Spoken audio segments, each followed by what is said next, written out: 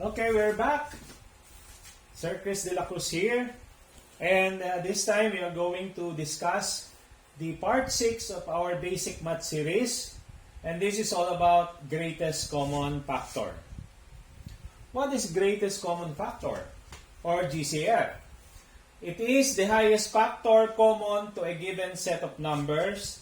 If A, B, and C are given, the GCF is the highest factor common to A, B, and C. So, here are some examples. The method that we are going to employ or use to determine the greatest common factor is the so-called prime factoring method. This prime factoring method is actually a method that we have discussed already during our discussion in our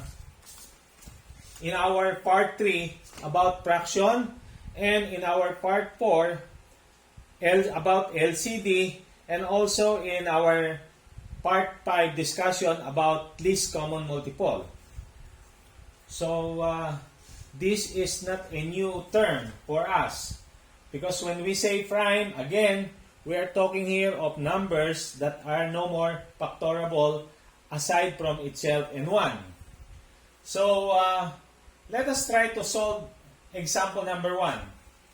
Determine the GCF of 20 and 30.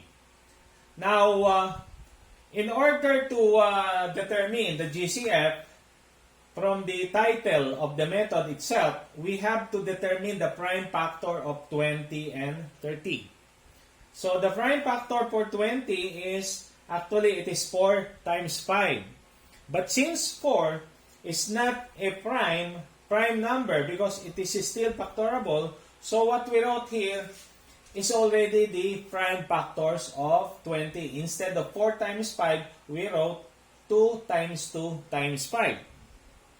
And the prime factor of 30 is 2 times 5 times 3. Now, in writing the prime factor, we align numbers that are the same so that it will be our basis to determine which are the common or the prime numbers that are common to both 20 and 30. At yung common or parehas ay yung 2 at saka yung 5. Then, therefore, bring it down and then multiply. 2 times 5 is equal to 10.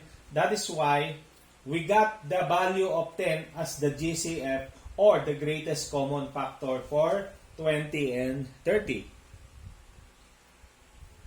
Another example is 12 and 15. What is the greatest common factor of 12 and 15? So, alam natin na it is 3. Paano nakuha yung 3? So, again, we go back to the same method. We determine the prime factor of 12, and that is supposed to be 3 times 4. But again, 4 is not a prime factor. So, and 4 is equals to 2 times 2. That is why the factor or the prime factor of 12 is 3 times 2 times 2.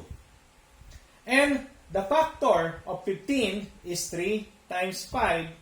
So, there is only one common number or common factor for 12 and 15, and that is only 3. That is why the GCF of 12 and 15 is 3. Another example is, what is the GCF of 35 and 14?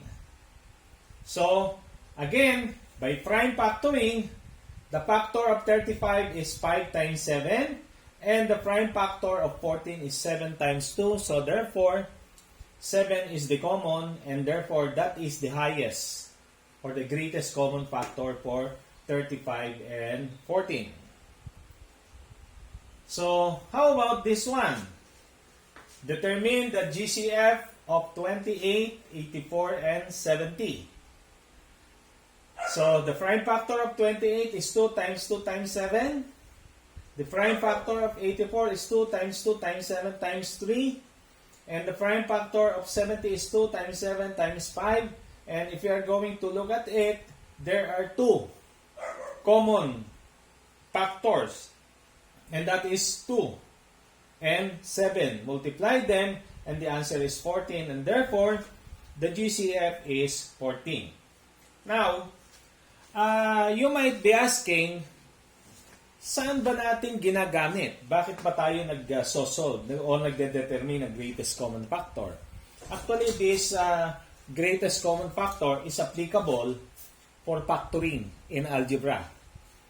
If we are to factor several terms, then the different terms that are given in a particular problem have coefficients, and it is a customary practice and part of simplification in algebra that we have to factor the given terms or the given expression.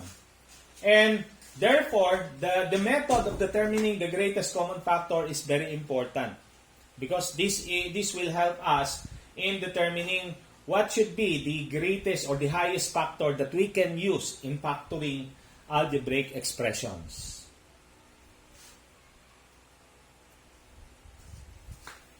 So that's all for now, and please subscribe and press please subscribe and press the notification bell so that you will be kept updated in our future video presentations about other topics in mathematics, science, and other subjects. Thank you.